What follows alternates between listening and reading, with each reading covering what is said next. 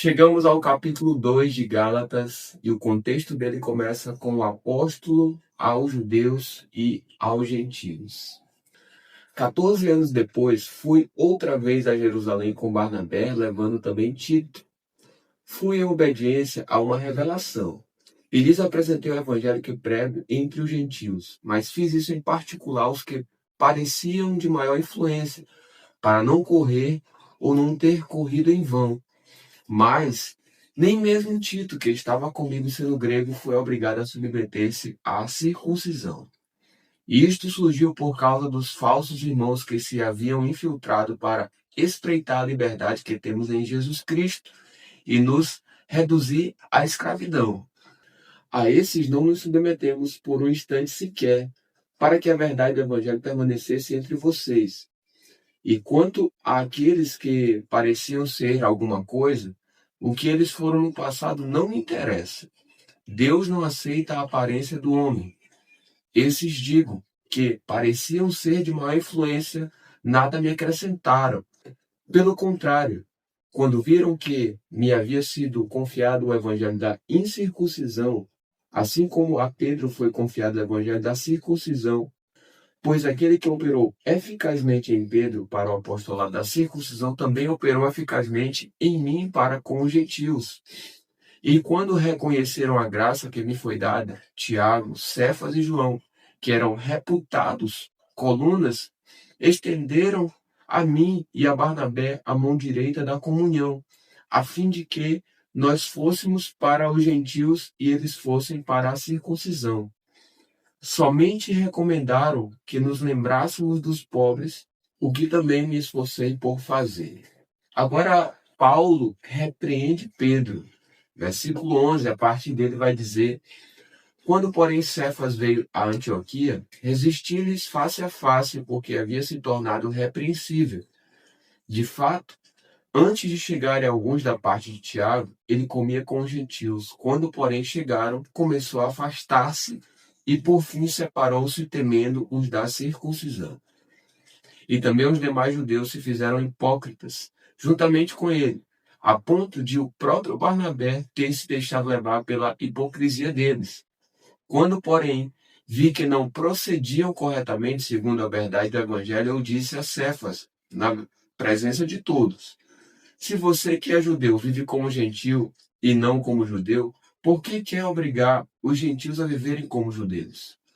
A partir do versículo 15 vem a justificação pela fé em Jesus Cristo. Nós, judeus, por natureza, e não pecadores dentre os gentios, sabendo, contudo, que o homem não é justificado por obras da lei, e sim mediante a fé em Jesus Cristo, também temos crido em Cristo Jesus para que fôssemos justificados pela fé em Cristo, e não por obras da lei.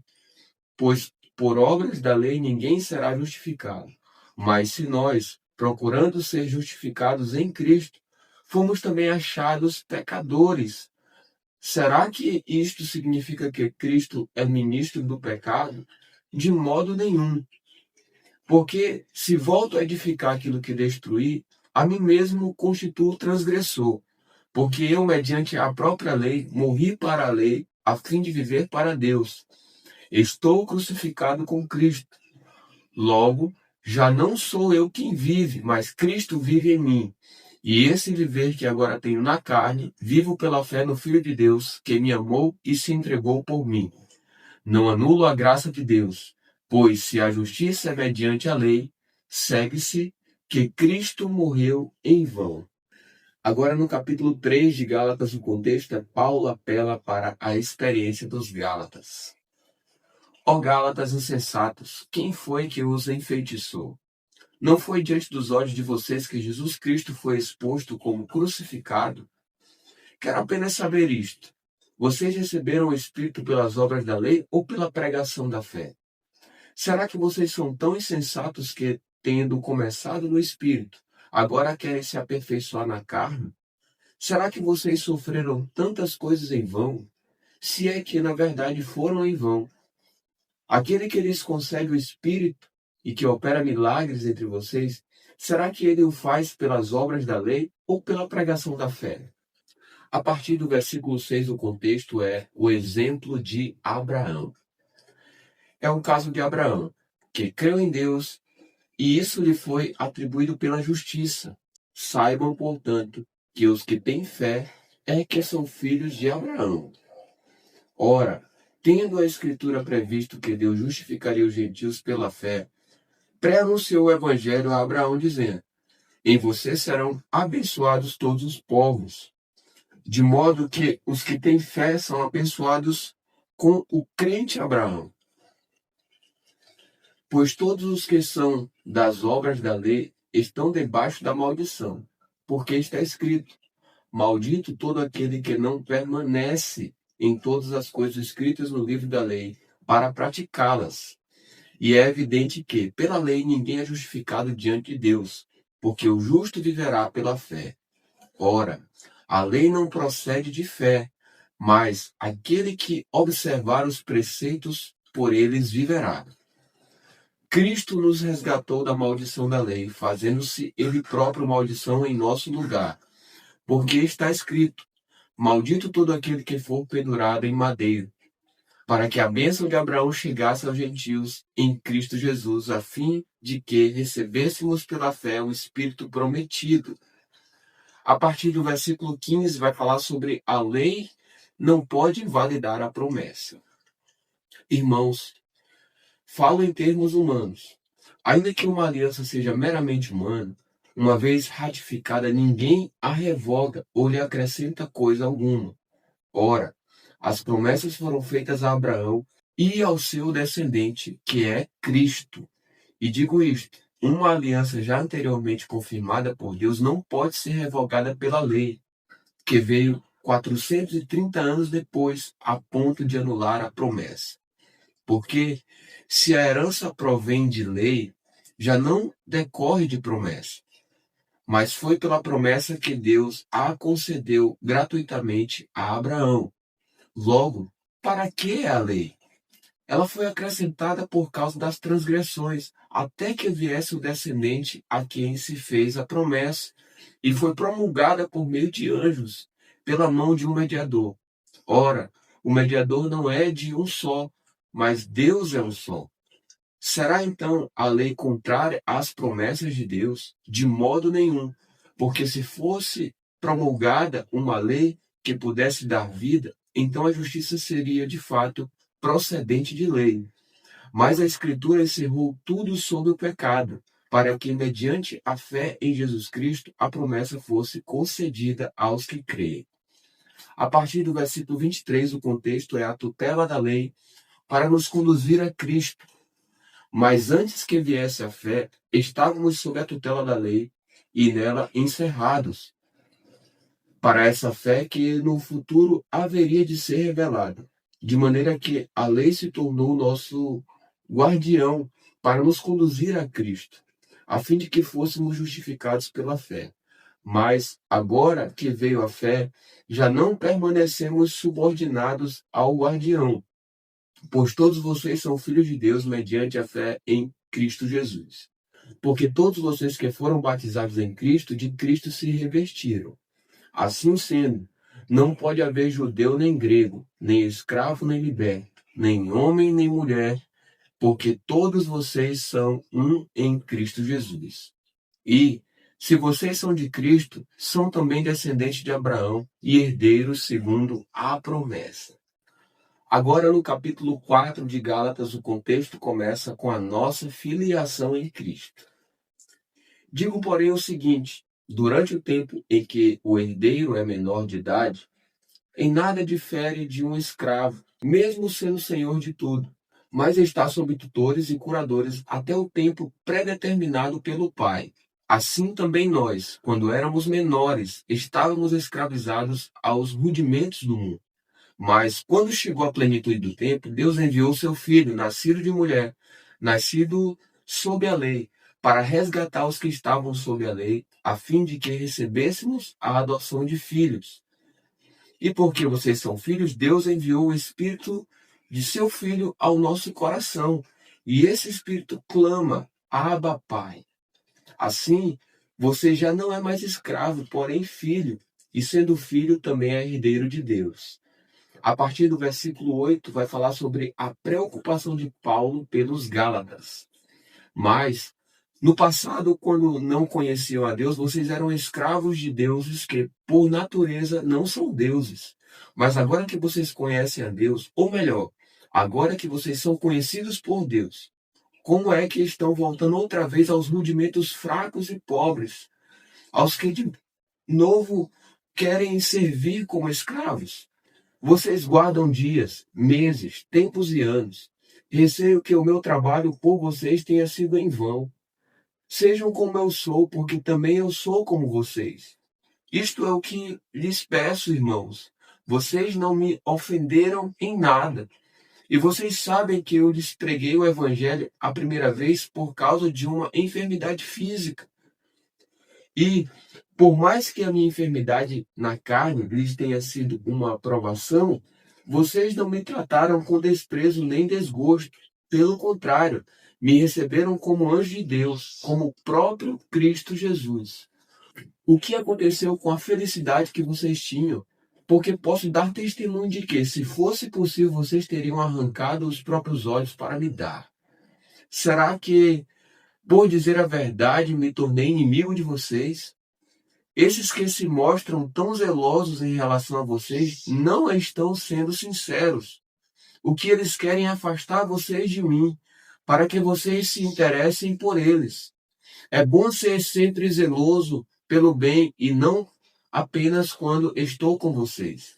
Meus filhos, por quem de novo estou sofrendo as dores de parto, até que Cristo seja formado em vocês. Bem que eu gostaria de estar agora aí com vocês e falar em outro tom de voz, porque estou perplexo com vocês. Agora, a partir do versículo 21, fala sobre Sara e Agar, alegoria de duas alianças. Digam-me vocês, os que querem estar sob a lei, será que vocês não ouvem o que a lei diz? Pois está escrito que Abraão teve 2 filhos, um da mulher escrava e outro da mulher livre. O filho da escrava nasceu segundo a carne. O filho da mulher livre nasceu mediante a promessa. Estas coisas são alegorias, porque essas mulheres são 2 alianças. Uma se refere ao Monte Sinai, que gera para a escravidão. Esta é Agar. Ora, Agar é o Monte Sinai, na Arábia, e corresponde a Jerusalém atual, que está em escravidão com os seus filhos. Mas a Jerusalém lá de cima é livre, e ela é a nossa mãe, porque está escrito: alegre-se, ó estéril, você que não dá à luz, exulte e grite, você que não sente dores de parto, porque os filhos da mulher abandonada são mais numerosos do que os filhos da que tem marido. Mas vocês, irmãos, são filhos da promessa como Isaque. Como, porém, no passado, aquele que nasceu segundo a carne perseguia o que nasceu segundo o Espírito. Assim também acontece agora.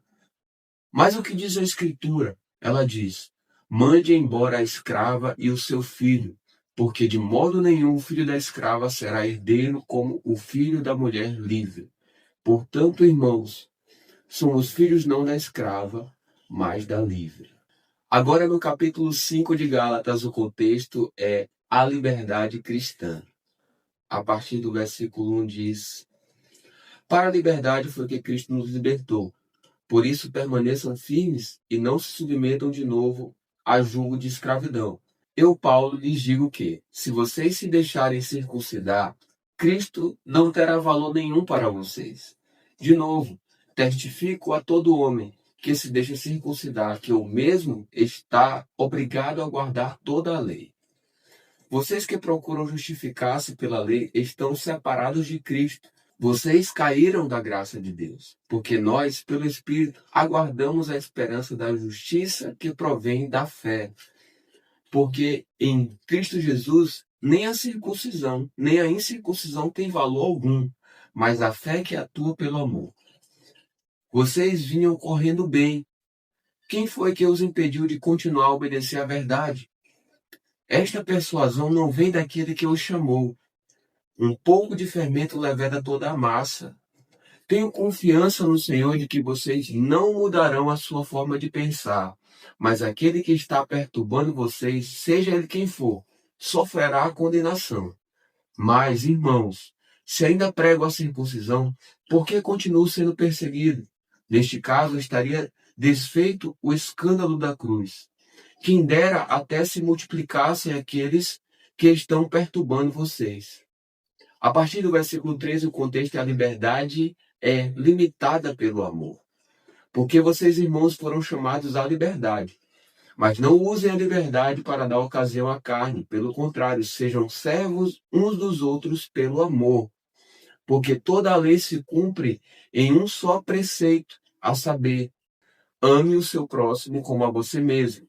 Mas se vocês ficam mordendo e devorando uns aos outros, tenham cuidado para que não sejam mutuamente destruídos.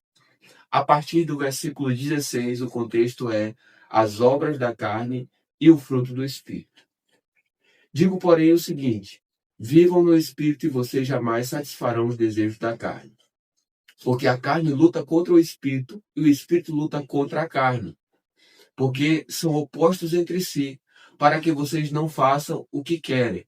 Mas, se são guiados pelo Espírito, vocês não estão debaixo da lei. Ora, as obras da carne são conhecidas e são imoralidade sexual, impureza, libertinagem, idolatria, feitiçarias, inimizades, rixas, ciúmes, iras, discórdias, divisões, facções, invejas, bebedeiras, orgias e outras coisas semelhantes a estas. Declaro a vocês, como antes já os preveni, que os que praticam tais coisas não herdarão o reino de Deus. Mas o fruto do Espírito é amor, alegria, paz, longanimidade, benignidade, bondade, fidelidade, mansidão, domínio próprio. Contra estas coisas não há lei. E os que são de Cristo Jesus crucificaram a carne com as paixões e os seus desejos. Se vivemos no Espírito, andemos também no Espírito. Não nos deixemos possuir de vanglória, provocando uns aos outros, tendo inveja uns dos outros.